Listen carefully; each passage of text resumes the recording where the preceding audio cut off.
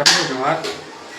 अभी रात के 9:30 हो गए और वो बस खाना पीना बना था, फिर खाना पीना खा लो। एक तरफ बन गए खाना, वो तरफ बना थे, फिर एक साथ खाना है। तो फिर अभी मैं देखा हूँ दिन भर में देखा वाई टी स्टूडियो वाला एक सब्सक्राइबर बढ़े, मतलब अननोन सब्सक्राइबर मतलब जिन्हें मैं जाना नहीं है, फिर भी वीडियो वगैरह शेयर नहीं कर रहे बावजूद भी। तो वो मोर जो खुशी रिश्ते में आप के साथ साझा करा था कि बिना वीडियो शेयर करे भी अगर मोर वीडियो अननोन पर्सन पास जावा थे तो वो चीज़ मैं भी बना के रखा था। वो चीज़ मोला करना भी है ताकि वो चीज़ मोला कहीं ना कहीं तो बेनिफिट मिली, अभी नहीं तो फिर बाद में।